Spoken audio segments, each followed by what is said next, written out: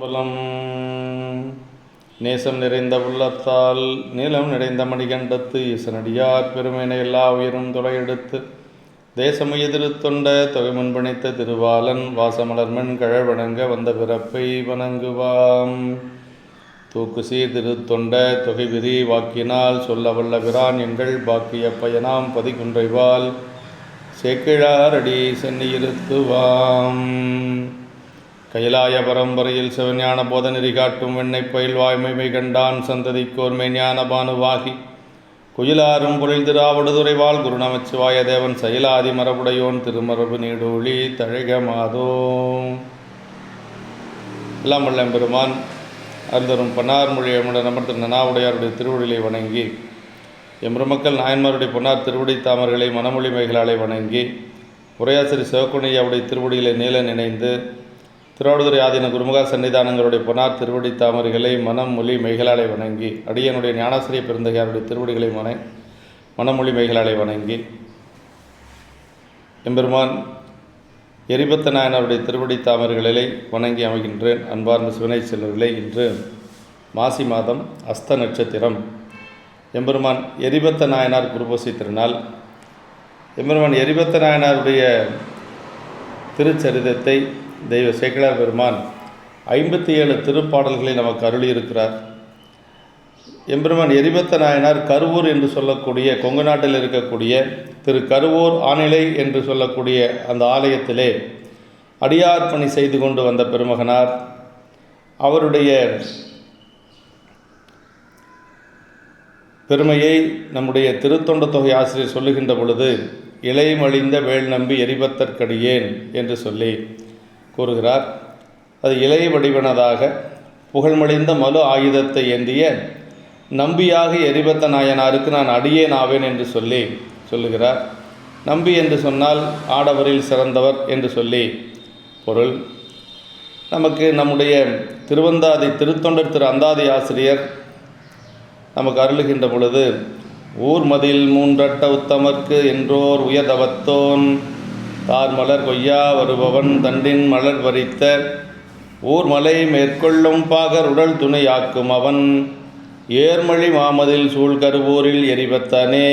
அதாவது ஊர்மதில் 3 அட்ட உத்தமர்க்கு திரிபுரங்களை எரித்த உத்தமர் என்று சொன்னால் சிவபெருமானுடைய, அப்படி சிவபெருமானுக்கு உயர்தவத்தோன் என்று சொல்ல. உயர்தவத்தோன் என்று சொன்னால் பெருமானுக்கு மலர் பறித்து சாற்றக்கூடிய, அது சிவகாமி ஆண்டாரை சொல்லுகிறார். உயர் தவத்தோன் பூ பறித்து சாற்றுதல் தான் பெருமானுக்கு மலர் தொண்டு செய்வது உயர்ந்த தவம் என்று சொல்லி சேக்கிழ பெருமான் இதிலே சொல்லுகிறார். அப்படி உயர்தவத்தோன் தார்மலர் கொய்யா வருபவன் தண்டின் மலர் பறித்த, அப்படி பெருமானுக்கு திருப்பள்ளி தாமத்திற்கு அவர் மலர் எடுத்துக்கொண்டு செல்லுகின்ற பொழுது ஒரு தண்டிலே அந்த கூடையை வைத்து எடுத்து செல்கிறார். ஊர்மலை மேற்கொள்ளும் பாகர் உடல் துணை என்று சொல்லி, அதாவது யானை, பட்டத்து யானை, பட்டவர்த்தனம் என்று சொல்லக்கூடிய அந்த புகழ்ச்சோழருடைய யானை அங்கு வருகின்ற பொழுது யானை அந்த மலரை தன்னுடைய துதிக்கையாலை பிடித்து எரிந்து அது உதறிவிட்டு செல்லுகிறது. அதை பார்த்த அவர் அழுது கொண்டே செல்லுகிறார். அதற்கு எரிபத்த நாயனார் வந்து அந்த யானையை, வட்டத்து யானையும் துணித்து அதை தடுக்க தவறிய பாகர்களையும் வெட்டி வீழ்த்துகின்றார். அப்படி அவர் இருக்கக்கூடிய ஊரானது கருவூரில் சூழ் கருவூரில் எரிபத்தனே என்று சொல்லி, கருவூரில் இருக்கக்கூடிய எரிபத்தர் என்று சொல்லி அவருடைய திருப்பெயரை வகைநூல் ஆசிரியர் நம்முடைய நம்பியாண்டார் நம்பிகள் அருளுகிறார். அதாவது உயர்தவத்தோன் அப்படின்னு இந்த பாட்டில் சொல்கிறது காரணம் சிவகாமி ஆண்டாரை சொல்கிறார். மலர் பறிப்பது என்று சொல்வது தவம் என்று சொல்கிறார். தவமுயல்வோர் மலர் பறிப்ப, தவம் செய்வதற்கு முயற்சி செய்யக்கூடியவர்கள் மலர் பறிப்பார்கள் என்று சொல்லி நமக்கு இந்த சரீரத்திலே சொல்லுகிறார். தார் மலர் என்று சொல்லுவது திருப்பள்ளி தாமத்துக்கு மலர் கொண்டு செல்லுவது. கொய்யா வருபவன் என்று சொன்னால் கொய்து கொண்டு, அதாவது இது 6ஆம் வேற்றுமை உருவு என்று சொல்லுவார்கள். மலரை கொய்து கொண்டு வருபவன் என்று சொல்லி சிவகாமி ஆண்டாரை சொல்லுகிறார். அந்த குத்துக்கால் பாகர்களையும் யானை உடல் துணித்ததற்கு காரணம் அந்த யானை மலரை பறித்து கீழே சிந்தியது தான் அதற்கு காரணம். அதனால் யானையையும் அதை தடுக்க தவறிய பாகரையும் உடல் துணித்தது நாயனாருடைய ஒரு செயல் என்று சொல்லுகிறார் இந்த பாடலிலே. சேக்கிழார் பெருமான் முதல் பாடலில் நமக்கு அருளுகின்ற பொழுது நாயனாருடைய அந்த பெயரையும் சொல்லி, அதே மாதிரி அவர் பெருமானுக்கு அடியார் என்று சொல்லி இதில் சொல்லுகிறார். மல்லல் நீர் ஞாலம் தன்னுள் மழவிடையுடையா நண்பர்க்கு ஒல்லை வந்து உற்ற செய்கை உற்றிடத்து உதவும் நீரார் எல்லையில் புகழின் மிக்க எரிபத்தர் பெருமையம்மால் சொல்லலாம் படித்தன்று ஏனும் ஆசையால் சொல்லலுற்றாம். மல்லல் நீர் ஞானம் தன்னுள் மழவிடையுடையா நண்பர்க்கு என்று சொல்கிறார். அதாவது நல்ல செழித்த நீர் சூழ்ந்த உலகத்திலே, நில உலகத்திலே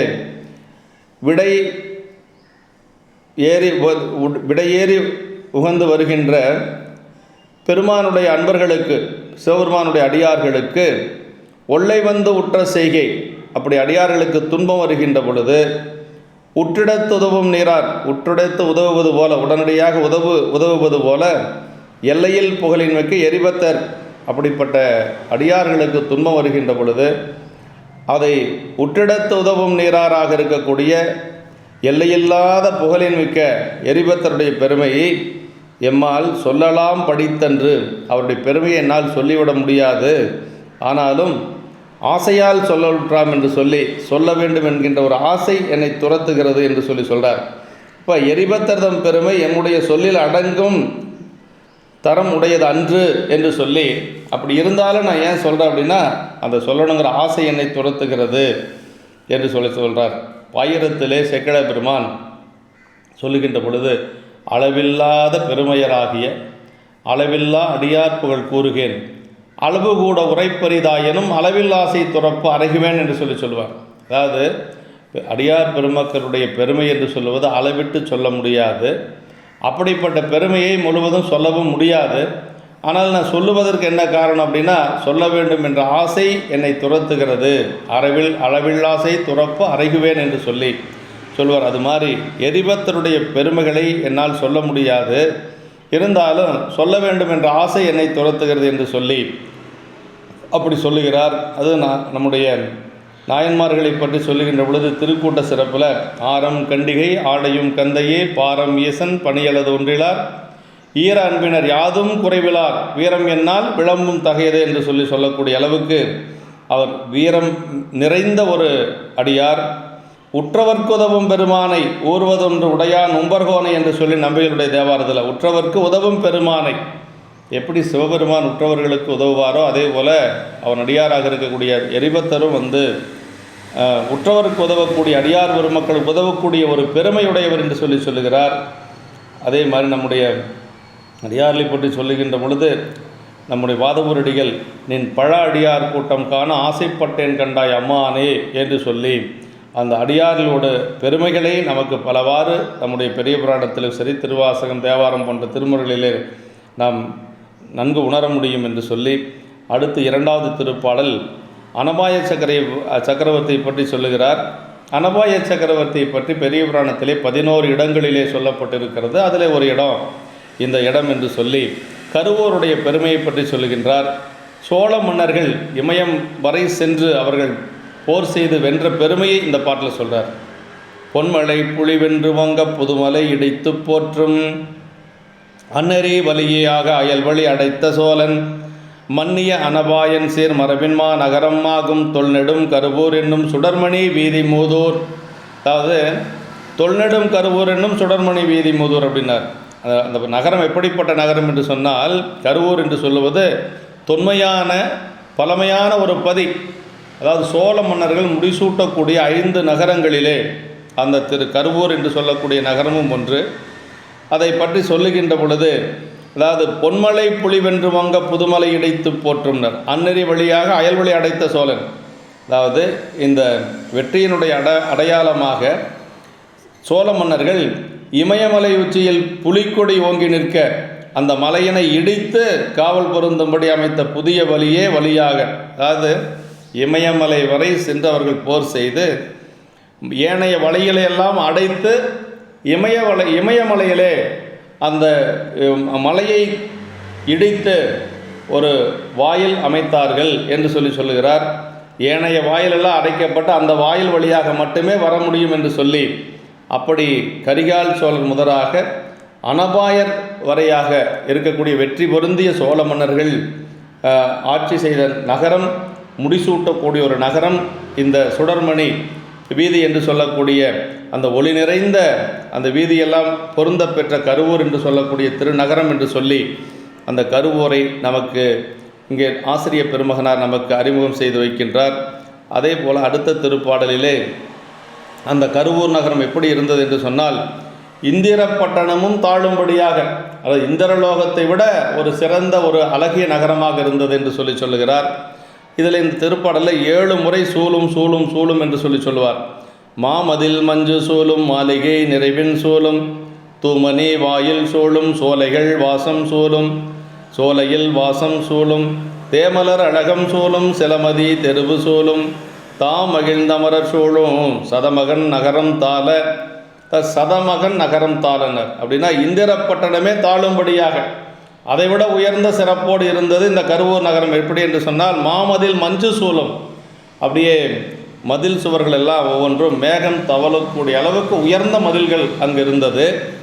மாளிகைகள் எப்படி இருந்தது என்று சொன்னால், நிறைவின் சூழும்னர், ஆகாயத்தை தொடக்கூடிய அளவு, ஆகாயமே அருகில் இருக்கக்கூடிய அளவுக்கு மாளிகைகள் நிரம்பிருந்தது. தூமணி வாயில் சூழும்னர், வாயில்களில் எல்லாம் மணிகள் கட்டப்பட்டிருந்தது. சோலைகளிலெல்லாம் நல்ல நறுமணங்கள் சூழ்ந்து கொண்டிருந்தது. தேமலர் அழகம் சூழும் என்று சொல்லியும் அதே மாதிரி சிலமதி தெருவு சூழும்னார். சிலமதி தெருவு சூழும்னா, மதி என்று சொல்லுவது நிலவு. நிலவு போன்ற முகத்தையுடைய அழகிய பெண்கள் அந்த கருவூர் நகரத்திலே சூழ்ந்து கொண்டிருந்தார்கள். அப்படி நகரத்திலே வலம் வந்து கொண்டிருந்தார்கள் என்று சொல்லுகிறார். தாம் மகிழ்ந்து அமரர் சூழும் என்று சொல்கிறார். அமரர் என்று சொன்னால் தேவர்கள். தேவர்கள் எல்லாம் அங்கு வந்து அந்த நகரத்திலே சூழ்ந்து கொண்டிருந்தார்கள்.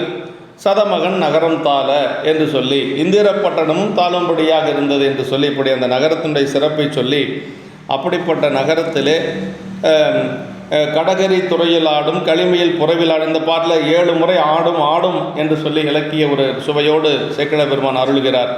கடகரி துறையில் ஆடும் களிமையில் புறவில் ஆடும் அடர்மணி அரங்கில் ஆடும் அறிவியர் குழல்வண்டு ஆடும் படரொளி மருகிலாடும் பயில்கொடி கதிர் மீது ஆடும் தடனிடும் புவி கொண்டாடும் தனிநகர் வழமையுதார் என்று சொல்லி, அதாவது அங்கு யானைகள் எல்லாம் அங்கு இருக்கக்கூடிய நீர்நிலைகளிலே குளித்து கொண்டிருந்தது. மயில்கள் எல்லாம் அங்கே ஆடிக்கொண்டிருந்தது. அதே மாதிரி அறிவியர்கள் வந்து அங்கு நிறைய பெண்கள் எல்லாம் அங்கு சூழ்ந்து கொண்டிருந்தார்கள். அந்த பெண்களுடைய கூந்தலில் இருக்கக்கூடிய மலர்களை வண்டுகள் சூழ்ந்து கொண்டிருந்தது. அதே மாதிரி பயில்கொடி கதிர் மீது ஆடும் என்று சொல்லியும் இப்படியெல்லாம் வந்து அந்த நகரம் சிறப்பாக இருந்தது என்று சொல்லி நமக்கு நம்முடைய சேக்கிழார் பெருமான் அந்த நகரத்தினுடைய சிறப்புகளை சொல்லுகிறார். அடுத்து அப்படிப்பட்ட அந்த நகரத்திலே அங்கே இருக்கக்கூடிய பெருமானை பற்றி சொல்லுகிறார். ஆணிலை அப்பர் என்று சொல்லக்கூடிய பெருமானுடைய திருநாமம். அந்த ஆணிலை அப்பரை பற்றி சொல்லுகின்ற பொழுது, மன்னிய சிறப்பின் மிக்க வளநகர் அதனில் மல்கும் பொன்னியல் புரிசை சூழ்ந்து சுடர்களும் போற்றும் பொற்பால் துண்ணிய அன்பின் மிக்க தொண்டர்தம் சிந்தை நீங்கா அந்நிலை அரணார் வாழ்வது ஆநிலை என்னும் கோயில். அதாவது மன்னிய சிறப்பின் மிக்க நிலைத்த சிறப்பையுடைய அந்த வளநகரிலே, அந்த கருவூர் நகரிலே சுரர்களும் போற்றும் பொற்பால், அசுரர்களும் கூட, தேவர்கள் அசுரர்கள் எல்லாரும் போற்றக்கூடிய அளவுக்கு துண்ணிய அன்பின் மிக்க தொண்டர்தம் சிந்தை நீங்கா, நல்ல, அதாவது அன்புடைய தொண்டர்களுடைய சிந்தையை விட்டு நீங்காத அரணார் வாழ்வது ஆநிலை என்னும் கோயில். அதாவது பெருமான் எப்படின்னா அடியார்களுக்கு சிந்தை நீங்காத தன்மையுடையவர். நல்ல பெருமான் தன்னை நினைந்து வழிபாடு செய்யக்கூடிய சிந்தையை விட்டு நீங்க மாட்டார். பணக்கை மும்மதம் வேளம் உரைத்தவன் நினைப்பவர் மனம் கோயிலா கொண்டவன் அனைத்து மேடமும் மம்பல கூத்தனை தினைத்தனை பொழுது மறந்து இவனோ என்று சொல்லி அப்பர் சாமிகள் சொல்வார். அதே மாதிரி நம்முடைய திருவாசகத்திலே தந்தது உன் தன்னை என்று சொல்லக்கூடிய திருப்பாடலில் சிந்தையே கோயில் கொண்ட எம்பெருமான் திருப்பெருந்துறையுரை சிவனே என்று சொல்லி பெருமான் இருப்பது அதை சிந்தை நீங்கா அந்நிலை அரணார் என்று சொல்லுகிறார். அதே மாதிரி திருத்தாண்டகத்தில் அப்பர் சாமிகள் சொல்லுகின்ற பொழுது ஒருவரும் இங்கு அறியா வண்ணம் என் உள்ளத்துள்ளே ஒலித்து வைத்த சிறையானை என்று சொல்வார். அதாவது ஒருவரும் இங்கு அறியா வண்ணம், யாருக்கும் தெரியாத மாதிரி பெருமான அப்பர் சுவாமிகள் எங்கே வச்சிருக்கிறாராம், என் உள்ளத்துள்ளே ஒலித்து வைத்த சிறையானை என்று சொல்லி அந்த திருத்தாண்டகத்தில் சொல்லுகிறார். அதே மாதிரி மறவாதே தன் திறமை வாழ்த்தும் தொண்டர் மனத்தகத்தை அனவரதம் மன்னினானை என்று சொல்லி யாரெல்லாம் பெருமானை வாழ்த்தி பாடுகின்றார்களோ அன்பு செய்கின்றார்களோ அந்த தொண்டருடைய மனத்திலே பெருமான் இருப்பார் என்று சொல்கிறார். அதே மாதிரி நம்முடைய கண்ணப்ப நாயனாரை பற்றி சொல்லுகின்ற பொழுது ஞானசம்பந்த பெருமானுடைய சரிதத்தில் அன்பின் மெய்மை உருவினையும் அவ்வன்பினுள்ளே மண்ணும் வெள்ள செஞ்சடை கற்றை நெற்றி செங்கன் விமலரையும் உடன் கண்ட விருப்பம் பொங்க என்று சொல்லி, அதாவது கண்ணப்ப நாயனாருடைய அந்த அன்பிலே காலத்தினாதர் மன்னி இருப்பார், அவருடைய சிந்தையிலே மன்னி இருப்பார் என்று சொல்லுகிறார். அப்படி அந்த நிலையிலே இருக்கக்கூடியவர் நம்முடைய ஆநிலையப்பர் என்று சொல்லி, அதாவது அன்புடைய தொண்டருடைய சிந்தை நீங்காத ஆநிலையப்பர் என்று சொல்லி நமக்கு அருளுகிறார். இப்படிப்பட்ட பெருமான் அங்கு அந்த பெருமானுக்கு வழிபாடு செய்யக்கூடிய அடியார் பெருமக்களுக்கு இடர் வருகின்ற பொழுது அந்த இடரை களையக்கூடிய ஒரு தொண்டர் இருந்தார், அவர்தான் எரிபத்தர் என்று சொல்கிறார்கள். பொருள் திருமறை கடந்த புனிதரை இனிது அக்கோயில் மருள்துறை மாற்றால் வழிபடும் தொழிலராகி இருள் கெடுவொடுங்கும் கண்டத்து இறையவர்க்கு உரிமை பூண்டார்க்கு அருள் பெரும் தொண்டு செய்வார் அவர் எரிபத்தராவார். பொருள் திருமறை கடந்த புனிதரை, வேதங்களையெல்லாம் கடந்திருக்கக்கூடிய புனிதராக இருக்கக்கூடிய பெருமானை அந்த கோயிலில் மருள்துறை மாற்றால் அப்படின்னார். அதாவது இறைவனது வழிபாடே மருள்துறை என்று சொன்னால் பிறப்பு மயக்க நிலை என்று சொல்லக்கூடிய மீண்டும் மீண்டும் பிறப்புக்கு வரக்கூடிய நிலை, அந்த பிறப்பை மாற்றக்கூடிய ஒரு பெருமான் யார் அப்படின்னா சிவபெருமான் தாங்க. அதான் சொல்கிறார், மருள் துறை மாற்றால் வழிபடும் தொழிலராகி. அப்படி அந்த பிறவியை மாற்றக்கூடிய பிறவியை நீக்கக்கூடிய அளவுக்கு பெருமானை வழிபாடு செய்யக்கூடிய தொழிலராகி இருள் கடு ஒடுங்கும் கண்டத்து இறையவர்க்கு உரிமை பூண்டாருக்கு, அதாவது இறைவனுக்கு அவர் உரிமை பூண்ட அடியார் பெருமக்களுக்கு அருள் பெரும் தொண்டு செய்வார். அப்படி அடியார் பெருமக்களுக்கு தொண்டு செய்யக்கூடியவர் அவர்தான் எரிபத்தர் என்று சொல்லி நமக்கு சொல்கிறார். அதாவது அவர் செய்த தொண்டு அடியார் தொண்டு என்று சொல்கிறார். அடுத்த பாட்டிலே அதே சொல்கிறார். மழை வளருலகில் எங்கும் மன்னிய செய்வம் ஓங்க அலல் அவர் சடையா நண்பர்க்கு அடாதன அடுத்த போது முளையறி என்ன தோன்றி முரண்கடையறிந்து தீர்க்கும் பழமறை பரசும் தூய பரசுமுன் எடுக்க பெற்றார்.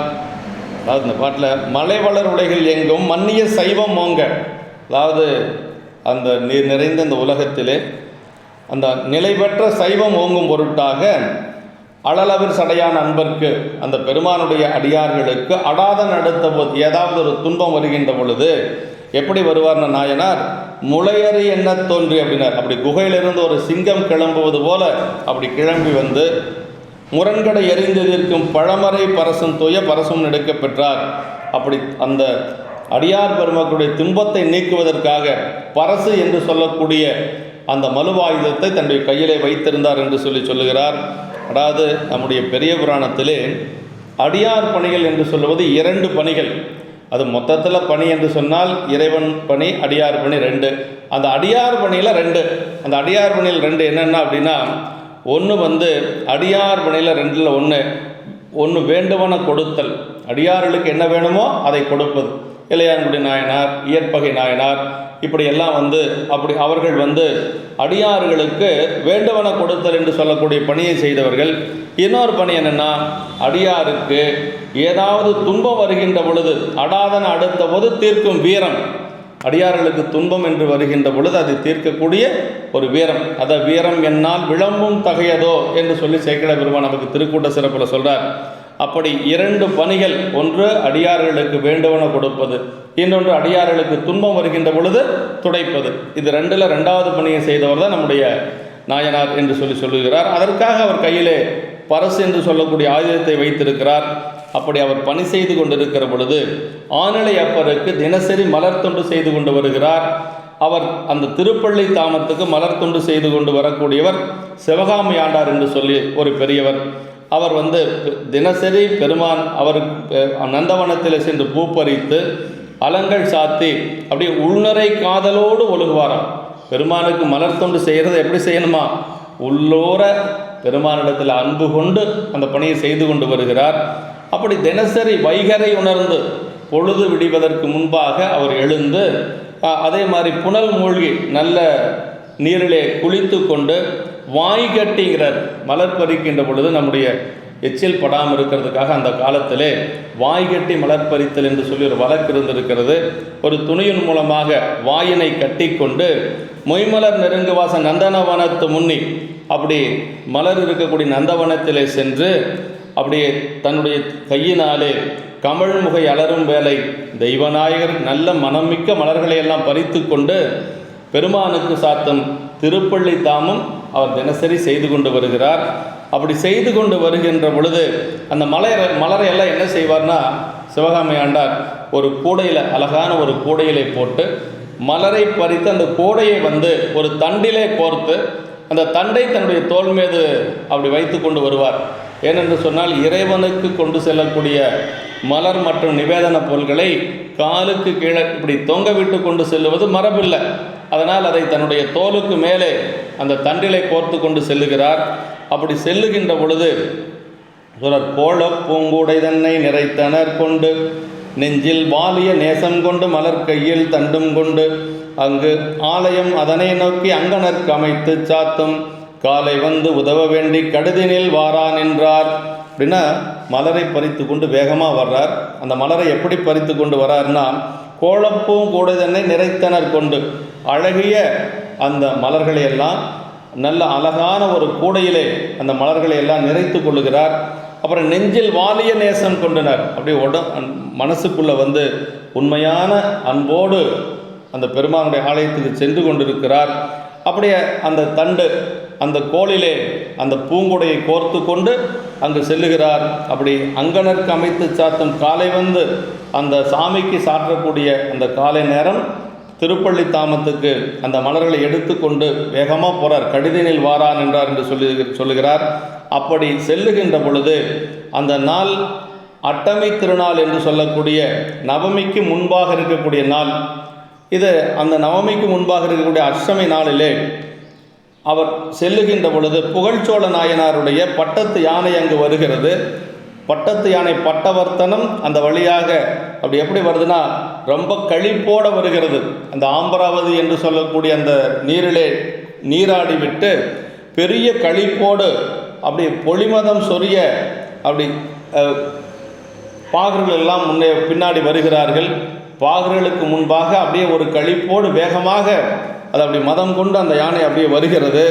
அப்படி அந்த யானை அருகிலே வருகின்ற பொழுது நாயனாருடைய அந்த தண்டிலே அவர் வைத்திருந்த மலர்களை எல்லாம் பறித்து சிந்துகிறது. அதான் சொல்கிறார், தெருவில் அப்படி வேகமாக அந்த யானை தெருவில் எல்லாம் முட்டி கொண்டு வருகிறது. அப்படி வந்த யானை சிவகாமி ஆண்டாருடைய முன்பாக அவர் தண்டிலே தூங்கும் மலர் கொள் பூக்கூடை தன்னை அப்படின்னார். அப்படியே அந்த மலர்கள் எல்லாம் தண்டிலே கோர்க்கப்பட்ட கூடையிலே அப்படியே இருக்கிறது. அந்த மலர்களை எல்லாம் பறித்து அப்படியே சிந்துகிறது. அப்படி சிந்திய உடனேயே அப்படியே நாயனார் பதைத்து விழுகிறார். பதைத்து பொங்கி அந்த யானைக்கு பின்பாகவே துரத்தி கொண்டு ஓடுகிறார். கையில் ஒரு கோலை கொண்டு அந்த யானையை துரத்தி கொண்டு ஓடுகிறார். அவருடைய ஒரு வயதான ஒரு காரணத்தினாலே அப்படி கீழே விழுந்து கையாலே தரையை அடித்து புலம்புகிறார். அப்புறம் சொல்கிறார், முன் சிவதா சிவதா என்று சொல்லி இந்த யானை பின்பாக மீண்டும் ஓடுகிறார். ஓட முடியல, ஒரு குறிப்பிட்ட அளவுக்கு மேலே அப்படியே நின்று கொண்டு புலம்பிக் கொண்டிருக்கிறார். சொல்கிறார், களி யானையின் ஈருரியாய் சிவதா எளியார் வழியாம் இறைவா சிவதா அழியார் அடியார் அறிவே சிவதா தெளிவார் அமுதே சிவதா சிவதா என்று சொல்லி அந்த சிவதா சிவதான்னா ஒரு அபயக்குரல், பெருமானை நோக்கி ஒரு துன்பம் நிகழ்ந்த பொழுது சொல்லக்கூடிய ஒரு அபயக்குரல், அந்த சிவதா சிவதா என்று சொல்லுகிறார். அதாவது களியானையின் ஈருரியாய் சிவதான், யானையினுடைய அந்த தோலை உரித்த பெருமானே சிவதா என்று சொல்லி எளியார் வழியாம் இறைவா சிவதா என்று சொல்லி அப்புறம் என்ன சொல்கிறார், அழியார் அடியார் அறிவே சிவதான்னார். அப்படின்னா அன்பு நிறைந்த அடியார்களின் அறிவானவரே சிவதா. அதாவது அன்பு நிறைந்த அடியார்களின் அறிவாக இருக்கக்கூடியவன் பெருமான் என்று சொல்றார். தெளிவார் அமுதே அப்படின்னா தெளிவார்க்கு அமுதம் போன்றவனே சிவதா சிவதா என்று சொல்லி அப்படி புலம்பிக் கொண்டு ஓடுகிறார். அப்படி செல்லுகின்ற பொழுது அவருக்கு எதிராக எரிபத்தர் வருகிறார். எரிபத்தர் வந்து கேட்கிறார், என்ன நிலை என்று சொல்லி கேட்கின்ற பொழுது அவர் நடந்ததை எல்லாம் சொல்லுகிறார். அப்படி சொன்ன உடனேயே அவர் சொல்றார், மன்றவர் அடியார்க்கு என்றும் வழிப்பகை களிரே என்றோ, அடியார்களுக்கு எப்பொழுதும் இந்த யானை பகை என்றோ என்று சொல்லி கொன்றது வீழ்ப்பேன் என்று கொலைமொழி எடுத்து வந்தார். அந்த அடியாருக்கு துன்பம் செய்த அந்த யானையை நான் கொன்று வீழ்த்துவேன் என்று சொல்லி அந்த மழுவை எடுத்து கொண்டு அங்கே ஓடி வருகிறார். அப்படி வருகின்ற பொழுது வந்தவர் அந்த தொண்டர் நம்மை கண்டு வணங்கி, உம்மை இந்த வல்லிடும்பை செய்த இந்த துன்பம் செய்த யானை எங்கு உற்றது என்று சொல்லி எரிபத்த நாயனார் சிவகாமியாண்டர் இடத்தில் கேட்கிறார். அவர் சொல்றார், இந்த வழியாகத்தான் இந்த யானை சென்றது என்று சொல்லி சொல்லுகின்ற பொழுது, இங்கு இது பிழைப்பது எங்கே இனி என்று சொல்லி, அந்த யானை எப்படி பிழைத்து விடும் என்று சொல்லி நான் பார்த்து விடுகிறேன் என்று சொல்லி அந்த மழுவோடு செல்லுகிறார். வேகமாக சென்று அந்த மதம் பிடித்த யானையினுடைய வேகத்தை முந்தி அவர் அந்த யானையின் மீது அப்படியே பாய்ந்து அந்த யானையை பாய்ந்து பிடிக்கிறார். அதான் சொல்றார், சுடர்மழு வளத்தில் வீசி கொண்டு எழுந்து ஆர்த்து சென்று காலினால் குலுங்க பாய்ந்தார் அப்படின்னார். அப்படி பாய்ந்து அந்த யானையின் மீது தாவி விடுகிறார். அப்படி பாய்ந்த உடனேயே அந்த யானைக்கு கோபம் வருகிறது, அந்த யானை சீறுகிறது. அப்படி யானையும் அந்த சீற்றத்தோடு இருக்கின்ற பொழுது அந்த யானையை இவர் வந்து துணித்து விடுகிறார். அந்த துணித்து விட்டதை எப்படி சொல்றாருன்னா, அச்சம் தாய் தலை அன்பின் முன்பு நிற்குமே என்று சொல்லி, இந்த தாய் தலை அன்பின் முன்பாக அந்த பயம் என்று சொல்லுவது எப்பொழுது இருக்காது என்று சொல்லி, ஏன்னா அவர் அடியார் மீது வைத்திருந்த அன்பின் முன்பாக இந்த யானையனுடைய கோபமே அங்கே ஒன்றும் நிற்க முடியவில்லை என்று சொல்லி தகைந்து பாய்ந்து அந்த யானையின் மீது பாய்ந்து தோய்தனி தடக்கை வீழ அப்படியே தும்பிக்கை கீழே விழும்படியாக மலிவினாலே துணித்த தொண்டர் அப்படியே அங்கு யானையை துணித்து நிற்கிறார். அப்படி அது மட்டுமல்ல, யானை அப்படி வீழ்ந்து விடுகிறது. அதை தடுக்க தவறிய குத்துக்கோல் பாகர்கள், யானையை செலுத்தக்கூடியவர்கள் மொத்தம் 5 பேரையும் அவர் வந்து வெட்டி வீழ்த்துகிறார். அதற்கு பிறகு அங்கு அந்த பட்டவர்த்தனம் என்று சொல்லக்கூடிய பட்டத்து யானையும் பட்டது. அதே மாதிரி அந்த குத்துக்கால் பாகர்களும் இறந்து பட்டார்கள். அதற்கு பிறகு அந்த அரசனிடத்திலே சென்று, புகழ்ச்சோழருடைய அரண்மனையிலே சென்று அங்கே இருக்கிறவங்க சொல்கிறாங்க, அதாவது பற்றாளர் இளதாய் நின் பொன் பட்டாமால் யானை வீலர் செற்றனர் சிலராம் என்று செப்பினார் பாகர் என்றார்கள். அதாவது பற்றாளர் இளதாய்னா எந்த ஒரு எதிரியும் இல்லாதவரே அப்படின்னா, அவரை எதிர்த்து வெல்லக்கூடிய அளவுக்கு அங்கே யாரும் கிடையாது. அப்படி இருக்கக்கூடியவரே உன்னுடைய பட்டத்து யானையை சிலர் அதை வெட்டி விட்டார்கள், வீழ்த்தி விட்டார்கள் என்று சொல்லி அரசனிடத்தில் சொல்லுகின்ற பொழுது அரசருக்கு அப்படியே கோபம் வருகிறது. அப்படி இள அரி ஏறு போல் அப்படின்னார். அப்படியே ஒரு ஆண் சிங்கம் போல அங்கே அப்படியே ஒரு இள அரி ஏறு போல எலிமணி வாயில் நீங்க வாயிலுக்கு வெளியே வருகிறார். வந்து அந்த சோழர் வந்து உடனடியாக அவர் வந்து ஒரு குதிரையின் மீது ஏறி அப்படியே சேனைகள் சூழ அந்த இடத்துக்கு வருகிறார். எல்லோரும் வருகிறார்கள்.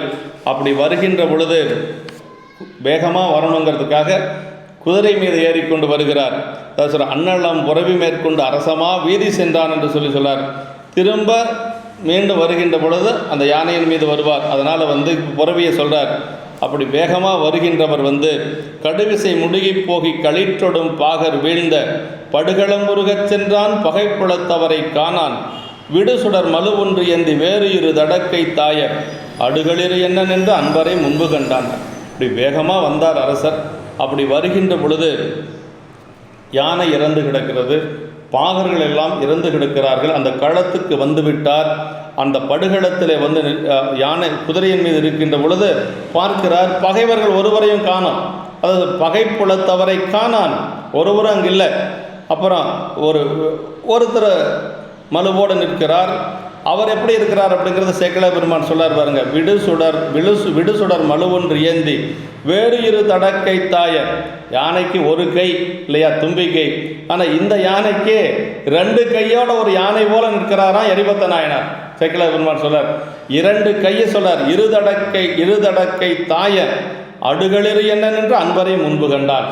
அந்த 2 தந்தங்க 2 துதிக்கையோடு இருக்கக்கூடிய நாயனாரை புகழ்ச்சோழர் பார்க்கிறார். அப்படி பார்த்த உடனேயே அந்த இடம் எப்படி இருக்குது அப்படின்னா, ஒரு பெரிய குன்று சரிந்து கிடக்கிறது. அந்த குன்றிலிருந்து அருவி போல அப்படியே ரத்தம் வந்து கொண்டு இருக்கிறது. அந்த யானையை குன்று போல சொல்கிறார். அந்த யானையினுடைய அந்த குருதி வருகின்றதை ஒரு அருவி, ஒரு மலையிலிருந்து அருவியில் நீர் கொட்டுவது போல வருதான். அவ்வளோ பெரிய யானை இறந்து கிடக்கிறது. அதிலிருந்து ரத்தமெல்லாம் வந்து கொண்டு இருக்கிறது. அப்படியே அந்த களிற்றின் யானையின் முன்பாக நின்று மன்றுள் என்றும் நிறுத்தமே புரியும் வெள்ளி குன்றவர் அடியாரானார். பார்க்கிற பொழுது பக்கத்தில் அடியாராக இருக்கிறாரு, பெருமானுடைய அடியார். அதுவும் நின்றவர் மன்றுள் என்றும் நிறுத்தமே புரியும் வெள்ளி குன்றவர் அடியாரானார். அதாவது கூத்தப்பெருமான் நம்முடைய மன்றிலே நின்று திருக்கூத்தாடி கொண்டிருக்கக்கூடிய கூத்தப்பெருமானோட அடியாராக இருக்கிறாரு. கொன்றவர் இவர் என்று ஓரானார். உடனே பாருங்க, அடியாருடைய பெருமையை அறிந்தவர் புகழ்ச்சோழர். இவர் எதுவும் செய்திருக்க மாட்டார். பாருங்க, அடியார்கள் மேலே அவ்வளவு அன்புடையவர் புகழ்ச்சோழர். ஏன்னா அடியார்கள் இது மாதிரி செய்ய மாட்டார்கள் என்று சொல்லி அவர் என்ன நினைக்கிறார், வென்றவர் யாவர் என்றான் வெடிபட முழங்கும் சொல்லான். யாரையா வென்றது? என்னுடைய பட்டத்து யானை வென்றவர் யார் என்று சொல்லி அப்படியே ஒரு உரத்த குரலில் அங்கு சத்தம் போடுகிறார். ஏன்னா பக்கத்தில் ஒரு அடியார் நிற்கிறார், அவர் அதை செய்திருக்க வாய்ப்பில்லை என்று சொல்லி மனசில் நினைச்சிட்டார். அதனால் வேறு யார் என்று சொல்லி அப்படி வெடிபட முழங்கும் சொல்லான் என்று சொல்லுகிறார். அங்கிருந்த அந்த பாகர்கள் எல்லாம் ஏதாவது சொல்கிறாங்க, அரசன் அங்கு அருளி செய்ய அருகு சென்று அணைந்த பாகர். அப்படி அந்த பாகர் பக்கத்தில் சென்று விரைசை தார் மாலை போய் நின் விரல் களிற்று எதிரே நிற்கும் திரைசை நீர் உலகின் மன்னர் யாருளார் தீங்கு செய்தார்.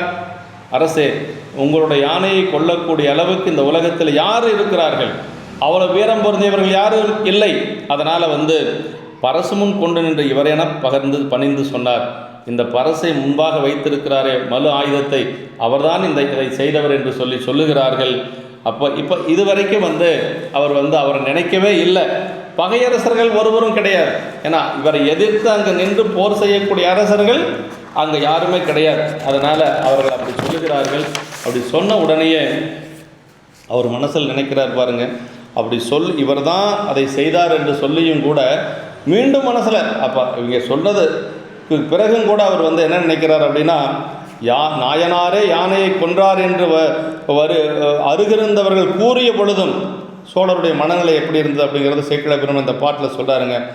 அடியார்கள் எப்படி இருக்கணும், எப்படி இருப்பார்கள் அப்படிங்கிறத இந்த இடத்துல சொல்கிறார். குழையணி காதினானுக்கு அன்பராம் குணத்தின் மிக்கார் பிழைபடி நன்றி கொள்ளார் பிழைத்தது உண்டு என்று உட்கொண்டு மலைமத யானை சேனை வரவினை மாற்றி மற்ற உலைவய புறவி மேல் சென்று இழிந்தனன் உலகம் அண்ணன் அப்படின்னு. அப்படி இப்போ தான் அவர் என்ன நினைக்கிறார்னா, குழையணி காதினானுக்கு அன்பராம் குணத்தில் மிக்கார், சிவபெருமானுக்கு அடியார். அதாவது குலை அணிந்து கொண்டு இருக்கக்கூடிய, அதாவது பெருமான் வலது காதில் தான் குலை அணிந்திருப்பார். அதாவது குலை என்று சொல்வது வலது காதில் அணியக்கூடியது, அது வீரத்திற்கு இலக்கணம். அதனால் அந்த குலையணி காதினானுக்கு அன்பராம், இவர் யாருன்னா அந்த குலையணிந்த சிவபெருமானுக்கு அன்பர். அதனால் குணத்தில் மிக்கார் அப்படின்னார். அவர் நல்ல குணத்தை உடையவராக தான் இருக்கணும். பிழைபடி நன்றி கொள்ளார்னார். அப்போ ஏதாவது ஒரு தவறு இல்லாமல் அந்த யானையை கொள்ளுவதற்கு வாய்ப்பே இல்லை. பிழைத்தது உண்டு, ஏதாவது பிழை நிகழ்ந்திருக்கும், அவர் மேலே தவறு இருக்கார், மற்ற நம்ம மேலே ஏதாவது ஒரு பிழை நிகழ்ந்திருக்கும் என்று சொல்லி மலைமத யானை சேனை வரவினை மாற்றி மற்ற எல்லாத்தையும் போக சொல்லிட்டார். கூட இருந்த அத்தனை பேரையும் போக சொல்லி அவர் அந்த குதிரையில் இருந்து கீழே இறங்கி வருகிறார். கீழே இறங்கி மீண்டும் அவர் பக்கத்தில் போகிறார். அதான் சொல்கிறார், நாயனார் நியதியை அரசர் தம்முள் நியமித்து கொண்டார். அதாவது என்ன நடந்திருக்கும் அப்படிங்கிறத தன்னுடைய மனசில் நியமித்து கொண்டார்.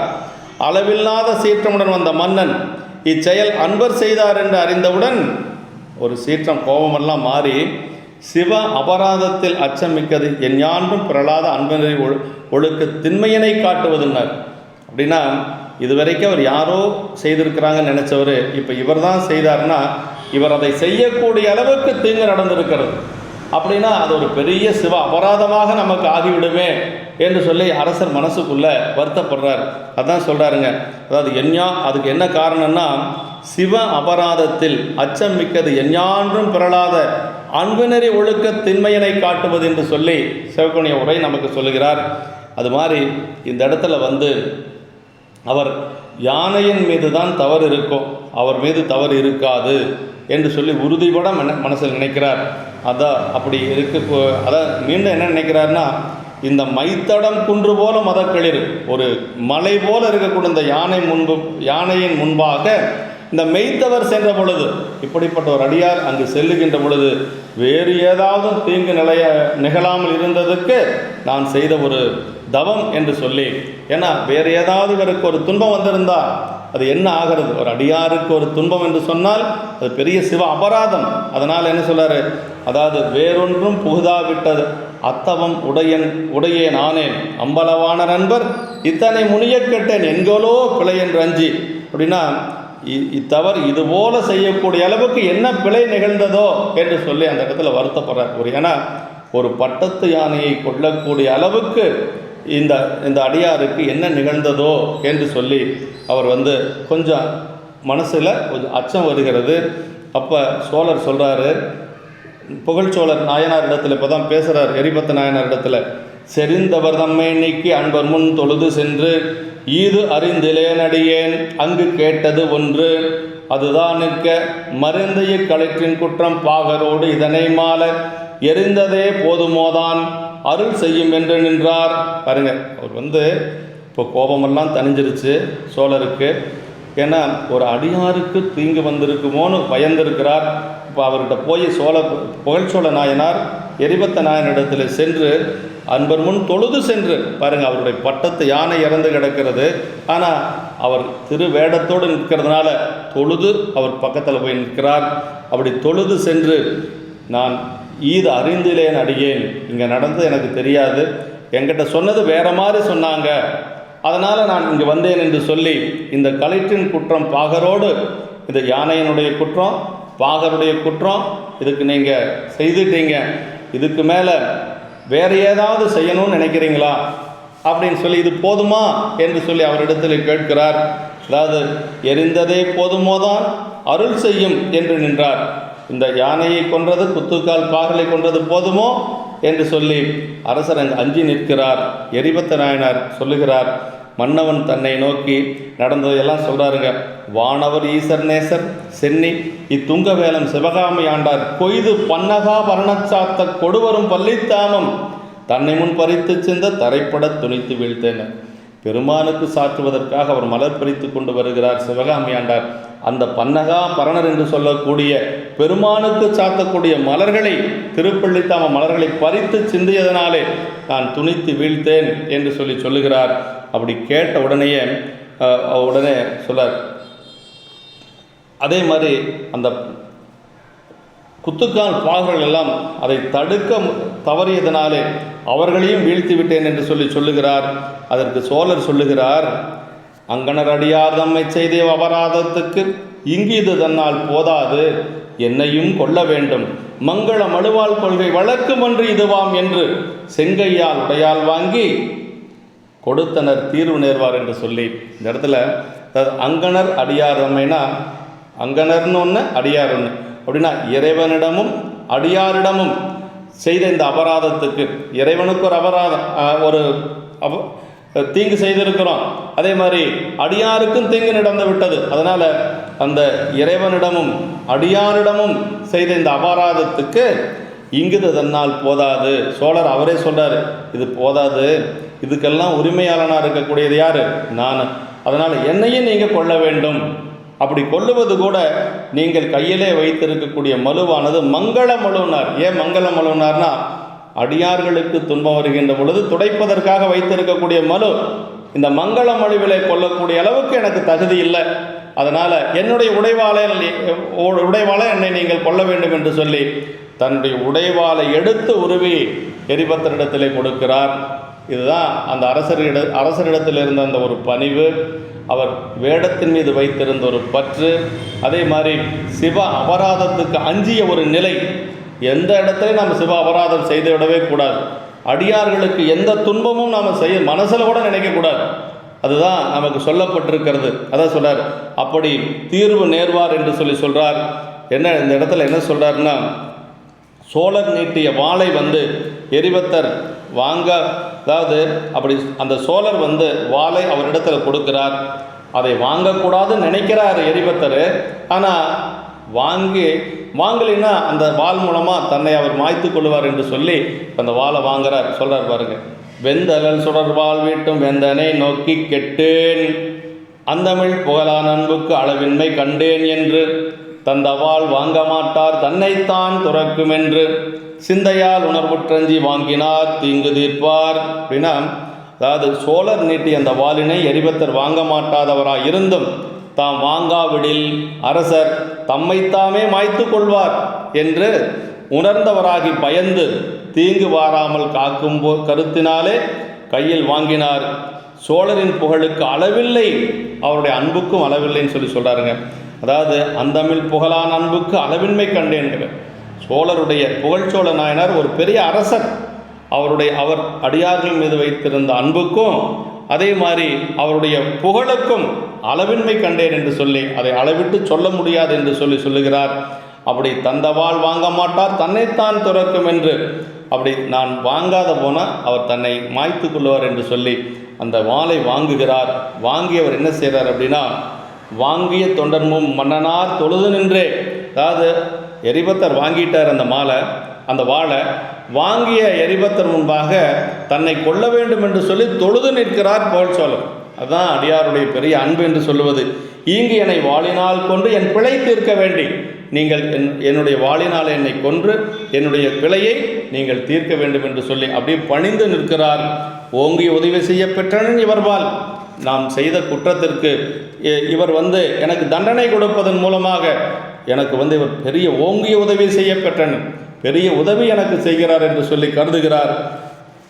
அந்த நிலையை பார்த்து எரிபத்த நாயனார் அஞ்சி விடுகிறார். அப்படியா எரிபத்தர் பயந்து அவர் என்ன செய்கிறார்னா, அவர் கொடுத்த வாளை, சோழர் புரிந்தவர் கொடுத்த வாளை அன்பர்தம் கழுத்தில் போட்டி அருந்திடல் உற்றபோதில் அரசனும் பெரியோர் செய்கை இருந்தவாறு இது என் கெட்டேன் என்றெதிர் கடிதில் சென்று பெருந்தடம் தோலால் கூடி பிடித்தனன் வாளும் கையும். இப்போ எரிபத்தர் கையிலே வாளை வாங்குகிறார்.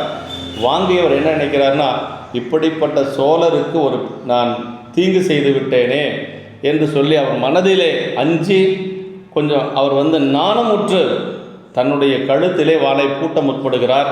அதாவது புரிந்தவர் கொடுத்த வாளை, புரிந்தவர்னா சோழர் கொடுத்த வாளை அன்பர்தம் கழுத்தில் பூட்டி எரிபத்தர் தன்னுடைய கழுத்தை அறிவதற்காக பூட்டுகிறார்.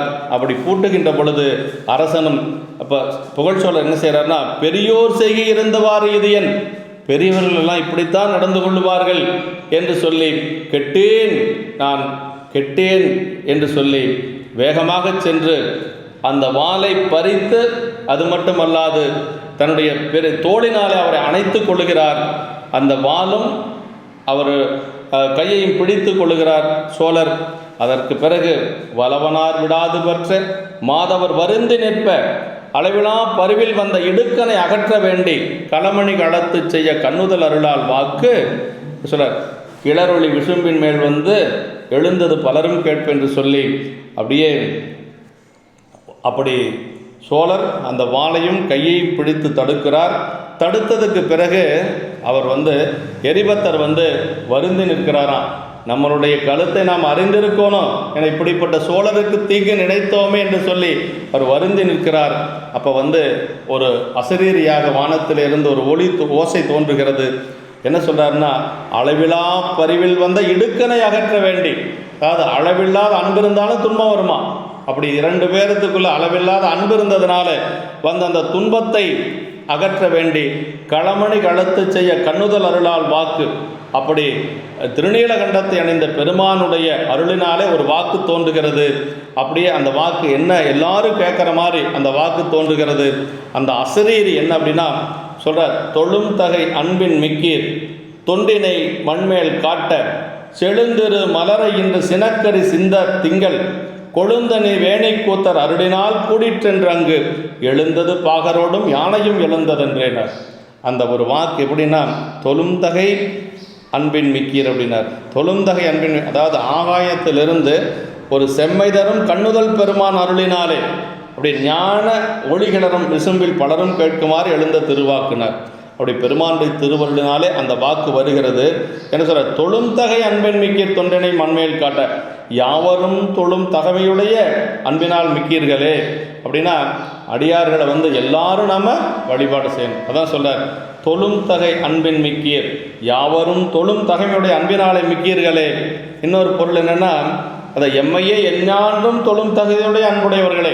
ரெண்டு பொருளுங்க, எல்லாரும் தொழக்கூடிய அந்த ஒரு தகுதியுடையவர்கள், தொழும் தகை அன்பின் மிக்கீர். இன்னொன்று என்னன்னா, எம்மையே எஞ்ஞான்றும் தொழும் தகுதியுடைய அன்புடையவர்களே. ஏன்னா அவர்கள் தினசரி பெருமானை அன்போடு வழிபாடு செய்யக்கூடியவர்கள். அதனால ரெண்டு பொருள்பட சொல்றார்.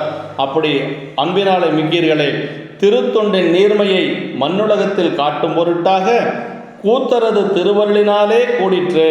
இது அசரீரிங்க. அதாவது தொழுந்தகை அன்பின் மிக்கீர் தொண்டினை மண்மேல் காட்ட செலுந்திரு மலரை இந்த சினக்கரி சிந்த இந்த யானை சிந்தும்படி செய்தது கொழுந்தனை வேலை கூத்தர் அருளினால் கூடிற்று. இது யாருடைய? பெருமானுடைய திருவருளினாலே கூடிற்று என்று சொல்றார். அங்கு எழுந்தது பாகரோடும் யானையும் எழுந்ததென்று. யானையும் உயிர் பெற்று எழுந்தது. அதே போல குத்துக்கால் பாகர்களும் உயிர் பெற்று எழுந்தார்கள். அதுக்கு என்ன காரணம்னா, இறைவனுடைய திருவருள். அதான் முன்னவனை முன்னின்றால் முடியாத பொருள் உள்ளதோ அங்கே சொல்கிறாருங்க. எங்கள் மனுநீதி சோழருடைய சரியத்தில் சொல்லுவாருங்க. அதாவது அங்கேயும் அதே மாதிரி தான். அந்த மந்திரி உயிர் பெற்று எழுகிறார், அந்த இளவரசர் உயிர் பெற்று எழுகிறார், மந்திரி உயிர் பெற்று எழுகிறார், பசுவினுடைய கன்றும் உயிர் பெற்று எழுகிறது. அதான் சொல்றார், அந்நிலையில் உயிர் விரைந்த ஆண்கன்றும் மண்ணுரிமை தனிக்கன்றும் மந்திரியும் உடன் எழலும் இன்னப்பரி சானான் என்று அறிந்திலன் வேந்தனும் யாருக்கும் முன்னவனே முன்னின்றால் முடியாத பொருளுள்ளதோ. இறந்த ஒரு உடம்புல மீண்டும் அந்த உயிர் வருவது அப்படிங்கிறது இல்லவே இல்லை. ஆனால் இங்கே நடந்திருக்கிறது என்று சொன்னால் அதுதான் அதுக்கு விட எங்கே இருக்குதுன்னா, நமக்கு நகர சிறப்பில் நம்முடைய சோழருடைய ஒரு வரலாற்றில், மனுநீதி சோழருடைய வரலாற்றில் இருக்குது. முன்னவனே முன்னின்றால் முடியாத பொருள் உள்ளதோ என்று சொல்லி சேக்கிழ பெருமான் அங்கு அருளுகின்றார். அதே மாதிரி இங்கு 5 பேரும் உயிர் பெற்று எழுந்து விடுகிறார்கள், யானையும் உயிர் பெற்று எழுந்து விடுகிறது. அதான் சொல்றாரு, அப்படி யானையும் எழுந்ததென்று என்று சொல்லி, அப்படி இரவே பூட்டும் வாழ்விட்டு எரிபத்தர் தாமும் அந்த நேரியர் பெருமான் தான் மேல் விழுந்தன நிருபர் கோனும் போர்வடி வாளை போக எரிந்தவர் கடல்கள் போற்றி பார்மிசை பணிந்தான் விண்ணோர் பனிமலர் மாறி தூர்த்தார் என்று சொல்லி, இப்போ அந்த வாளை எரிபத்தர் எரிந்து விடுகிறார். அதற்கு பிறகு சோழருடைய திருவடியிலே அப்படி வீழ்ந்து வணங்குகிறார். சோழரும் எரிபத்தரை வீழ்ந்து வணங்குகிறார். 2 பெருமக்களும் ஒருவரை ஒருவர் வணங்கி கொள்ளுகிறார்கள். அப்படியே அந்த கடல்கள் போற்றி பார்மிசை பணிந்து வீழ்ந்தார்கள் என்று சொல்லி, இதை பார்த்து மேலிருந்து தேவர்கள் எல்லாம் குளிர்ந்த பூமலை பொழிந்தார்கள் என்று சொல்லி சேக்கிழ பெருமான் அருளுகின்றார். இருவரும் ஒருவரை ஒருவர் பணிந்து வணங்கி கொள்ளும் நிலை கண்டு அப்படியே தேவர்கள் குளிர்ந்த அந்த பூமலையை பொழிந்தார்கள் என்று சொல்லுகிறார். அப்படியே மலர் மாறி தூவுகிறது. அப்படியே மலர் கோரையில் இப்போ என்ன ஆச்சுன்னா, அந்த யானை உயிர் பெற்று விட்டது. கீழே விழுந்த மலரும் கூடைக்கு வந்துருச்சு, சிவகாமியாண்டவருடைய கூடைக்கு வந்துருச்சு.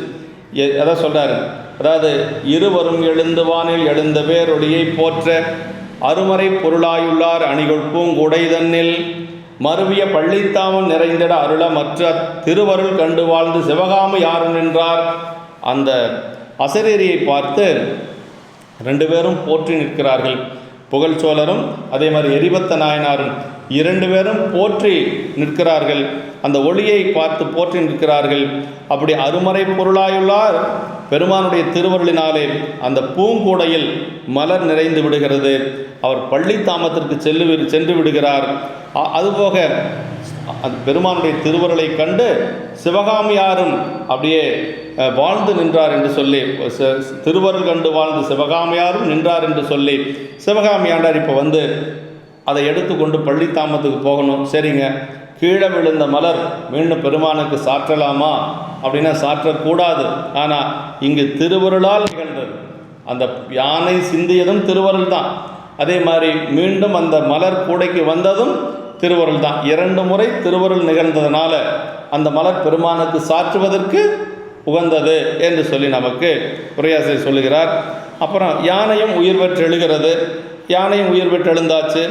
ஆனசீர் தொண்டர் கும்பிட்டு அடியனேன் கழிப்ப இந்த மாணவன் கயிற்றில் ஏறி மகிழ்ந்தெழுந்து அருளும் என்ன மேன்மைய பணிமேல் கொண்டு வணங்கிவன் குடையின் நீழல் யானை மேல் கொண்டு சென்றார் இவுளி மேல் கொண்டு வந்தார் என்று சொல்லி, அது என்ன சொல்லார்னா, ஆனசீர் தொண்டர், இந்த யானை உயிர் பெற்ற உடனேயே ஆனசீர் தொண்டர் கும்பிட்டு அப்படியே எரிபத்த நாயனார் புகழ்ச்சோரை கும்பிட்டு அவரை வணங்கி அடியனேன் கழிப்ப இந்த மாணவன் கழிற்றில் ஏறி மகிழ்ந்தெழுந்தருளும், அதாவது நான் பார்த்து மகிழும்படியாக, நான் கழிப்படையும்படியாக இந்த யானையின் மீது நீங்கள் ஏறி செல்ல வேண்டும். இப்போ வந்தது எதில் வந்தார்? குதிரையில் வந்தார். ஏன் வந்தாருன்னா வேகமாக வரணும். இந்த சம்பவம் பட்டத்து யானையை வென்று விட்டார்கள், கொன்று விட்டார்கள் அப்படிங்கிறதுனால அந்த இடத்துக்கு வருகின்ற பொழுது வேகமாக வரணும். இப்போ செல்லுகின்ற பொழுது பட்டத்து யானையின் மீது செல்வது தான் அரசனுக்கு அழகு. அது எரிபத்தர் என்ன சொல்கிறார் விண்ணப்பமாக, நான் பார்த்து மகிழும்படியாக இந்த பட்டத்து யானையின் மீது நீங்கள் ஏறி செல்ல வேண்டும் என்று சொல்லி, இது யாருடைய விண்ணப்பம்? எரிபத்தருடைய விண்ணப்பம். அதனால் அதை கேட்டுக்கொண்டு மகிழ்ந்து எருளும் என்ன மகிழ்ந்தருளும் என்ன மேன்மைய பணிமேல் கொண்டு வணங்கிவன் குடையின் நீழல் யானை மேல் கொண்டு சென்றார் இவிழி மேல் கொண்டு வந்தார். இப்போ குதிரையின் மீது ஏறி அமர்ந்து வந்தவர் யானையின் மீது ஏறி தன்னுடைய அரசவைக்கு செல்லுகிறார். புகழ்ச்சோழர் என்று சொல்லி இந்த இடத்துல இப்போ புகழ்ச்சோழ நாயனார் அவருடைய அரண்மனைக்கு சென்று விடுகிறார். அதற்கு பிறகு அங்கே அதாவது நம்முடைய அதான் சொல்கிறார், சென்னியில் கொண்டு சென்னி திருவலர் கோயில் பூக்கான். சோழர் அதாவது அரச மாளிகை சொல்லுகின்ற பொழுதும் அதை திருவலர் கோயில் என்று சொல்லுவார்கள். அப்படி அந்த திருவலர் கோயில் என்று சொல்லக்கூடிய இந்த அந்நிலை எழுந்த சேனை ஆறுகளி ஏழும் ஒன்றாய் மன்னிய ஒளியின் ஆற்ப மன்னெலாம் மகிழ்ந்து வாழ்த்த பொன்னிடும் பொதுவிலாடல் நீடிய புனிதர் பொட்டால் சென்னியில் கொண்டு, அதாவது ஊத்தப்பெருமானுடைய திருவடியை தன்னுடைய சென்னி மேல் கொண்டு அங்கு நம்முடைய சோழர் புகழ்ச்சோழர் அவர்கள் அந்த அரண்மனையில் சென்று சேருகிறார். இப்போ புகழ்ச்சோழர் அரண்மனை பணிக்கு சென்று விட்டார். அடுத்தது நம்முடைய சிவகாமியாண்டார் திருப்பள்ளி தாமத்துக்கு சென்று விட்டார். எஞ்சி இருப்பது எரிபத்த நாயனார் மட்டும்தான். அதாவது புகழ்ச்சோழருடைய பணி என்ன என்று சொன்னால் அரசு பணி. அரசு பணி எப்போ வேணாலும் செய்யலாம். அதே மாதிரி அவருடைய பணி, சிவகாமி ஆண்டாருடைய பணி என்னென்னா இறைவனுக்கு திருப்பள்ளி தாமம் கொண்டு செல்லுவது. அந்த திருப்பள்ளி தாமத்தை எப்போ வேணாலும் பெருமானுக்கு சாற்றலாம். ஆனால் எஞ்சி இருப்பது எரிபத்த நாயனாருடைய பணி என்னென்னா அடியார் பணி. அந்த அடியார் பணி எப்போ வேணாலும் செய்ய முடியாது, வாய்ப்பு கிடைக்கிற பொழுது மட்டும்தான் செய்ய முடியும். அந்த வாய்ப்பு கிடைக்கிற பொழுது மட்டும்தான் செய்யக்கூடிய அந்த பணியை உடனே கிடைக்கல அவருக்கு பணி செய்கிறதுக்கு. அந்த பணியை தேடிக்கொண்டு சென்றார் என்று சொல்லி சேக்கிழ பெருமான் நமக்கு அருளுகின்றார். அப்போ இறைவனுடைய பணி, அரசு பணி, அதை விட ஒரு பங்கு மேலாக இருக்கக்கூடிய பணி அடியார் பணி என்பது இந்த சரித்திரத்தில் சொல்லப்படுகிறது. இந்த பாட்டில் சொல்கிறார், தம்பிரான் பணி மேல் கொண்டு சிவகாமியாரும் சார எம்பிரான் அன்பரான எரிபத்தர் தாமம் என்னே அம்பலம் நிறைந்தார் தொண்டர் அறிவதற்கறியார் என்று செம்பியன் பெருமையுண்ணி திருப்பணி நோக்கி சென்றார். பாருங்க, தம்பிரான் பணி மேல் கொண்டு சிவகாமியாரும் சார, அது தம்பிரான் பணி, சிவபெருமானுடைய பணி, எப்போ வேணாலும் செய்யலாம், போயிட்டார் அவர். எம்பிரான் அன்பரான எரிபத்தர் தான். இப்போ எரிபத்த நாயனர் என்ன நினைக்கிறாராம், அம்பலம் நிறைந்தார் தொண்டர் அறிவதற்கறியார் என்று பெருமானுடைய அடியார்களுடைய பெருமைகளை நாம் அறிந்து கொள்ளவே முடியாதுன்னு நினைக்கிறாராம். ஏன்னா புகழ்ச்சோழர் ஒரு அரசராக இருந்தாலும் இவ்வளவு அன்பு வைத்திருக்கக்கூடிய ஒரு அரசரை பார்க்கவே முடியாது. அதான் நினைக்கிறாராம், அம்பலம் நிறைந்தார் தொண்டர் அறிவதற்கறியார் என்று அவர்களை அறிந்து கொள்ளவே முடியாது என்று சொல்லி அந்த செம்பி என்ன சோழர், அந்த சோழருடைய பெருமை உண்ணி திருப்பணியை தேடிக்கொண்டு சென்றார் என்று சொல்லுகிறார். இதில் அதாவது நமக்கு சைவ சித்தாந்தத்தில் நம்முடைய சித்தியார் என்ன சொல்லுதுன்னா, ஈசனுக்கு அன்பில்லார் எவ்வுயிர்க்கும் அன்பில்லார் தமக்கும் அன்பில்லார் என்று சொல்லுதுங்க. அப்படின்னா யார் ஒருவருக்கு அடியார்கள் மீது அன்பில்லையோ அவர்களுக்கு பெருமான் மீதும் அன்பு இருக்காது. அப்போ யாருக்கெல்லாம் அடியார்கள் மேல் அன்பு இருக்குதோ அவங்களுக்கு பெருமான் மீது அன்பு இருக்கும் என்று சொல்லுகிறார். அதுமில்லாத அவங்க எப்படி இருப்பாங்கன்னா, எப்படி இருக்கணும்னா நாம் ஆசையோடும் அறநடியார் அடியாரை அடைந்திட்டு அவர் கருமம் உன்கருமமாக செய்து கூசி மொழிந்து அருள்ஞான குறியல் நின்று கும்பிட்டு தட்டமிட்டு கூத்தாடி தெரிய என்று சொல்லி சிவஞான சித்தியார் 12ஆம் சூத்திரத்தில் சொல்லுவது போல இங்கே எரிபத்த சோழர் எரிபத்தரும் சோழர் பெருமையை எண்ணி எண்ணி அப்படி திளைத்து கொண்டு செல்லுகிறார். இப்போ எரிபத்த நாயனாருக்கு என்னென்னா, இப்படிப்பட்ட ஒரு சோழ அரசர் நம்ம இருக்கிறாரே, அடியாராக இருக்கிறார் என்று சொல்லி அவருடைய பெருமையை நினைந்து நினைந்து அப்படியே திளைத்து கொண்டு செல்லுகிறார் எரிபத்தர். அப்புறம் அதான் சொல்றார் இந்த பாட்டில் வந்துங்க, தம்பிரான் பணி என்று சிறப்பு அடைமொழி கொடுத்தோம். அடுத்தது அடியார் பணி. இப்போ தம்பிரான் பணி என்று சொல்வது பெருமானுக்கு செய்யக்கூடிய தொண்டு சிவகாமியார். அடுத்து அடியார் பணி என்று சொல்லுவது திருப்பணி அப்படின்னு சொல்கிறாருங்க. அப்போ அடியார்களுக்கு செய்யக்கூடியது திருப்பணி. இந்த சரித்திரம் தான் வருது. அதான் திருப்பணி நோக்கி சென்றார் என்று சொல்லுவார். அப்போ அடியார் பணி என்று சொல்லி திருப்பணி என்று தேற்றம் பெற குறித்தும் அரண்பணியிலும் அன்பர் பணியின் பெருமை உணர்த்தியது காணலாம் என்று சொல்றார். நமக்கு நம்முடைய தாய்மானவர் சொல்வார், அன்பர் பணி செய்ய என்னை ஆளாக்கி விட்டுவிட்டால் இன்ப நிலை தானே வந்து எய்தும் பராபரமே. யார் ஒருவர் அடியார்களுக்கு பணி செய்கின்றார்களோ அவர்களுக்கு இன்பம் தானாக வரும் என்று சொல்லி தாய்மானவர் சொல்றார். அப்போ அரண்பணியிலும் ஒரு பங்கு உயர்ந்தது என்னன்னா அடியார் பணி என்று சொல்லி இந்த இடத்துல நமக்கு சொல்லுகிறார். அதாவது தொண்டர்தம் பெருமை சொல்லவும் பெரிதே என்று சொல்லி அவைப்பாட்டி நமக்கு அந்த பாடலில் சொல்லுகிறார்கள். தொண்டர்தம் பெருமை சொல்லவும் பெரிதே என்று சொல்லுகிறார். அரசர் ஒருவர் வடிவுக்குள்ளே அரிதற்கரிதாய் நின்ற அரசர் பெருமை எனும் தொண்டர் பெருமை மிக நிறைந்ததனை நினைந்து நினைந்து அப்படியே அவர் மகிழ்ச்சி அடைகிறார். அதாவது வந்தவர் புகழ்ச்சோழர் ஒரு பெரிய அரசர். அவர் ஒரு முடி அரசராக இருந்தாலும் அந்த வடிவம் மட்டும்தான் அரச வடிவம் வழிய அந்த வடிவத்துக்குள்ள என்ன இருந்ததுன்னா அரிதற்கரியதாய் நின்ற அரசர் பெருமையிலும் தொண்டர் பெருமை மிக நிறைந்ததுன்னார். இப்போ அரசர் பார்க்கறதுக்கு தான் அரசர், ஆனால் உள்ளுக்குள்ளே இருந்தது பூரா அடியார் என்று சொல்லக்கூடிய ஒரு பெருமையே நிறைந்திருந்தது என்று சொல்கிறாருங்க. அப்போ அவர் பெருமை கண்டபோது தம் செயலும் தம் பெருமையும் கண்டாரில்லை. எரிபத்தனாக இருக்கு என்னென்னா, அவர் பெருமை முன்னாடி நம்ம ஒன்றுமே இல்லைன்னு நினைக்கிறார். அதுதான் பெரிய சிறப்புங்க. அதாவது அப்படித்தான் அடியார்கள் இருக்கணும். நம்ம பெருமையுடையவர்கள் இல்லை, நம்மை விட பெருமையானவர் அந்த அடியார் என்று சொல்லி ஒருவரும் நினைக்கணும். இப்போ எரிபத்தை என்ன நினைக்கிறார்னா, அதான் நினைக்கிறார், அவர் பெருமை கண்டபோது புகழ்ச்சோழருடைய பெருமையின் முன்பாக நம்மளுடைய செயலும் பெருமையும் ஒன்றும் இல்லை என்று சொல்லி அந்த இடத்துல அப்படி நிற்கிறார். இப்படி நிற்கின்ற பொழுது அதான் சொல்கிறார், மற்றவர் இணையதான வன்பெரும் தொண்டு மண்மேல் உற்றெடுத்து அடியார் முன் சென்று உதவியேன் நாளும் நாளும் நற்றவ கொள்கை தாங்கி நலமிகு கைலை வெற்பில் கொற்றவர் கணத்தின் முன்னாம் கோமுதல் தலைமை பெற்றார் என்று சொல்லி இப்போ நாயனாருக்கு பெருமான் என்ன செய்கிறார் அப்படின்னா, அதை கோமுதல் தலைமை பெற்றார். சிவகணுகளுக்கெல்லாம் தலைவராகக்கூடிய ஒரு பெருமை பெற்றார். மற்றவர் இணையதாக வன்பெரும் தொண்டு மண்மேல் அப்படின்னா இவர் செய்த தொண்டு என்னென்னா வன்பெரும் தொண்டு, வலிமையான தொண்டு, அதாவது வீரமிக்க தொண்டு. இது யாரும் செய்ய முடியாது. ஏன்னா பட்டத்து யானையை வெட்டி வீழ்த்தி ஒரு அடியாருக்கு வந்த துயரை களைவது அப்படிங்கிறது யாராலே முடியாது. அதான் சொல்றார், அப்படி மற்றவர் இணையதான வன்பெரும் தொண்டு மண்மேல் உற்றெடுத்து அடியார் முன் சென்று உதவியே நாளும் நாளும். இப்படி அடியார்களுக்கு உற்றெடுத்து உதவி செய்து நாளும் அந்த தொண்டை செய்து வந்த காரணத்தினாலே அவர் எங்கே இருக்கிறார்னா நலமிகு கைலை வெற்பில் அந்த பெருமான் இருக்கக்கூடிய கைலாயத்திலே கொற்றவர் கணத்தின் முன்னாம் சிவகணங்களுக்கெல்லாம் கோமுதல் தலைமை பெற்றார். சிவகணங்களுக்கெல்லாம் தலைமை பொறுப்பினை ஏற்று அங்கே சிவகணங்களுக்கு தலைவராக இருக்கிறார் நம்முடைய எரிபத்தர் என்று சொல்லுகிறார். இப்போ கடைசியாக சரிதத்தினுடைய நிறைவாக நம்முடைய சேக்கிழ பெருமான் நமக்கு அருளுகின்ற பொழுது என்ன சொல்றார்னா, இவங்களுடைய பெருமைகளை இவர்கள் ஒவ்வொருவரும் ஒவ்வொரு மேல் வைத்திருக்கக்கூடிய அன்பையும் நம்ம யாராலும் அளவிட்டு சொல்ல முடியாது அப்படிங்கிறார். இப்போ யாருன்னா சொல்ல முடியும்னா சிவபெருமான் ஒருவனை தவிர வேறு யாராலும் சொல்ல முடியாது. அதான் சொல்றார், ஆளுடை தொண்டர் செய்த ஆண்மையும் தம்மை கொள்ள வாலினை கொடுத்து நின்ற வளவனார் பெருமைதானம் நாளும் மற்றவர்க்கு நல்கும் நம்பர்தாம் அளக்கிலன்றி நீளும் தொண்டின் நீர்மை நினைக்கலார் அளக்க வல்லார் அப்படின்னா ஆளுடை தொண்டர் செய்த ஆண்மையும்னார். அப்படின்னா அந்த வீரச் செயல், ஆளுடை தொண்டர் யார்? எரிபத்த நாயனார் செய்த அந்த வீரச் செயல். தம்மை கொள்ள வாளினை கொடுத்தின்ற வளமனார் பெருமைதானும்னார். தன்னை கொள்ளுவதற்கு தன்னுடைய வாளையை கொடுத்த சோழருடைய பெருமை அதை சொல்றார். அப்படி கொடுத்து வளவனார் பெருமைதானும் நாளும் மற்றவர்க்கு நல்கும் நம்பர்தாம் அழைக்கில் என்றினார்.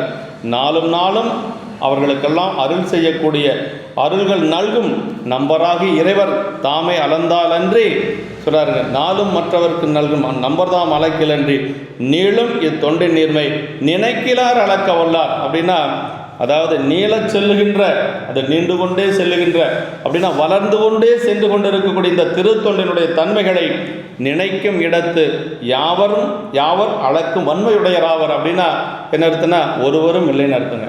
அப்படின்னா இதனுடைய இந்த சரிதத்தில் ஒரு வினா, அடியாருடைய தொண்டையும் அடியாருடைய பெருமைகளையும் யார் அளக்க வல்லார் அப்படிங்கிறது ஒரு வினா. அதற்கு விடை என்னன்னா ஒருவரும் இலர், அதான் வினா. இப்போ யாரால் அளக்க முடியும்? அவர்களுக்கு அருள் செய்யக்கூடிய இறைவனால் மட்டுமே அளக்க முடியும். இந்த தொண்டினுடைய பெருமையும் அப்புகழ்ச்சோழருடைய பெருமையும் யாராலும் அளந்து சொல்ல முடியாது என்று சொல்லி சரிதத்துடைய நிறைவாக நமக்கு நம்முடைய சேக்கிழார் பெருமான் அருளுகிறார். ஆளுடை தொண்டர் செய்த ஆண்மையும் தன்னை கொள்ள வாலினை கொடுத்து நின்ற வளவனார் பெருமைதானும் நாளும் மற்றவர்க்கு நல்கும் நம்பர்தாம் அளக்கிலன்றி நீளுமை தொண்டின் நீர்மை நினைக்கிறார் அளக்க வல்லார் என்று சொல்லி நமக்கு அந்த பெரியவர்களுடைய அவர்கள் செய்த தொண்டினுடைய தன்மைகளை பெருமைகளை நாம் யாராலும் அளவு சொல்ல முடியாது என்று சொல்லி நமக்கு சரிதத்தை நிறைவாக்கி காட்டுகிறார். அதாவது இறைவனுக்கு தொண்டு செய்வது யார் வேணாலும் செய்யலாம், ஆனால் அடியார்களுக்கு தொண்டு செய்கிறதுக்கு திருந்திய மனம் வேணுங்க, நல்ல ஒரு பக்குவம் வேணும். இல்லைன்னா அடியார்களுக்கு தொண்டு செய்வது இயலாது. இப்போ எரிபத்த நாயனார் அந்த வகையிலே அடியார்களுக்கு தொண்டு செய்து சிவகணங்களுக்கெல்லாம் தலைவராக கூடிய ஒரு நிலையை அடைய பெற்றார் என்று சொல்லி எரிபத்த நாயனாருடைய திருவடிகளை நாம் மனம் மொழி மெய்களாலே வணங்கி, அதே மாதிரி புகழ்ச்சோழருடைய திருவடிகளையும் மனமொழி மெய்களாலே வணங்கி, இவங்களுடைய பெருமைகளை எல்லாம் நம்மால் சொல்ல முடியாது, அளவிட்டு சொல்ல முடியாது. பாயிரத்தில் நமக்கு சேக்கிழார் பெருமான் அருளுகின்ற பொழுது அதான் சொல்லாருங்க, அதாவது அவங்களுடைய பெருமைகளை சொல்லவே முடியாதுங்க. அப்படி சொல்லவே முடியாத பெருமைகளை நான் ஏன் சொல்லுகிறேன் என்று சொன்னால், சொல்ல வேண்டும் என்று சொல்லி ஒரு ஆசை என்னை துரத்துகிறது. அதான் சொல்ல, அளவில்லாத பெருமையராகிய அளவில்லா அடியார் புகழ் கூறுகேன் அளவு கூட உரைப்பரிதாயினும் அளவில்லாசை துறப்பு அறைகுவேன் என்று சொல்லி அந்த பாயிரத்திலே சொல்லுவது போல அவருடைய பெருமைகளை முழுமையாக சொல்லிவிட முடியாது. இருந்தாலும் நான் ஏன் சொல்லுகின்றேன் என்று சொன்னால், சொல்ல வேண்டும் என்று சொல்லி ஒரு ஆசை என்னை துரத்துகிறது, அதனாலே சொல்லுகிறேன் என்று சொல்லி அங்கு சொல்லுவது போல இங்கேயும் ஆரம்பத்திலேயே நமக்கு சேக்கிழார் பெருமான் அவருடைய பெருமைகளை சொல்ல வருகின்ற பொழுது நம்முடைய எரிபத்த நாயனாருடைய பெருமைகளை என்ன சொல்றாருன்னா, எரிபத்தர் பெருமையம்மால் சொல்லலாம் படித்தன்று ஏனும் ஆசையால் சொல்லலுற்றாம் என்று சொல்லி முதல் பாட்டிலேயே சொல்லிடுறார். அவருடைய பெருமைகளை எல்லாம் அளவிட்டு சொல்ல முடியாது, இருந்தாலும் சொல்ல வேண்டும் என்ற ஒரு ஆசையினாலே நான் சொல்லுகிறேன் என்று சொல்லி எரிபத்தர் பெருமை எம்முடைய சொல்லில் அடங்கும் தரம் உடையதன்று அது சேக்கிழார் பெருமானே சொல்லிட்டார். ஆயினும் ஆசையினால் சொல்லத் தொடங்குகின்றேன் என்று சொல்லி மீண்டும் ஒரு முறை நாயனாருடைய திருவடிகளை வணங்கி நம்முடைய குருமதா சன்னிதானங்களுடைய திருவடியெல்லாம் வணங்கி அமைகின்றோம். என்றும் இன்பம் பெருகும் இயல்பினால் ஒன்று காதலை துள்ளமும் ஓங்கிட மன்றுளார் அடியார் அவர் வான்புகழ் நின்றதெங்கும் நிலவி உலகலாம். திருச்சிற்றம்பலம்.